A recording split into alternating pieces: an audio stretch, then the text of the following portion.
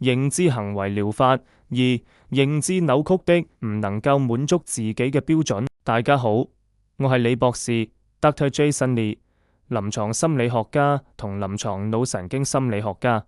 今日我哋傾下認知扭曲 Cognitive Distortions， 無論點努力都唔能夠滿足自己嘅標準。步驟二，用蘇格拉底提問法挑戰消極思維治療師。明白。第三個問題，呢個完美嘅標準係邊個定嘅？佢係咪一個合理同可以達到嘅標準？來訪者，係我自己定嘅。講真，有時我都覺得呢個標準有啲過高，可能有啲唔現實。治療師，你能夠意識到呢一點真係好棒。如果標準太高，甚至唔切實際，咁唔夠好，可能係標準嘅問題，而唔係你嘅能力問題。第四個問題，如果你嘅好朋友同你講，我永遠都唔夠好，你會點回應佢？來訪者，我會話，你唔使咁樣睇自己，你已經好努力，做得好多嘢值得讚賞。治療師，呢個回應好溫暖同鼓勵，咁點解你對自己唔用同樣嘅態度？你覺得自己點解要更加嚴格？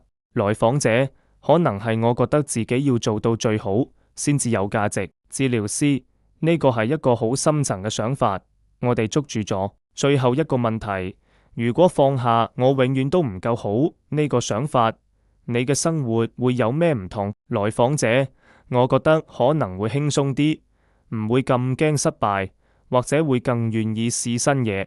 治療師，聽落真係好正面嘅改變。通過呢啲提問，我哋發現你有做得好嘅證據，你嘅標準可能過高，而且你對朋友嘅寬容可以應用喺自己身上，呢啲都係挑戰永遠都唔夠好嘅基礎。準備好進入下一步未？步驟三，生成替代性思維。治療師，第三步係生成一啲替代性思維，呢啲新想法要比原本嘅更平衡，更貼近現實，幫你用新角度睇自己。我先俾你一啲例子，我唔係永遠都唔夠好，我有做得好嘅時候，亦有進步嘅空間，呢個係正常。我可以調整自己嘅標準，比佢更合理，而唔係追求完美。你可唔可以試下諗一啲適合自己嘅替代性思維？來訪者，我諗可以話，我喺度學習同成長，即使唔完美都 OK。治療師，呢個好棒，承認自己嘅成長同接受唔完美係好大嘅進步。仲有其他想法嗎？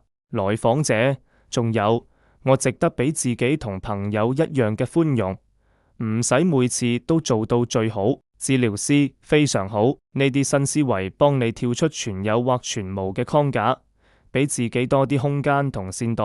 當你下次覺得唔夠好時，可以試下同自己講呢啲話，慢慢代替原本嘅消極思維。呢篇文係將 CBT 嘅認知扭曲透過臨床對話方式呈現，等大家感受到治療師同來訪者點樣互動。如果你有啲情緒想調節，例如緊張、失落，不妨留言話我知，我可以同你一齊試下。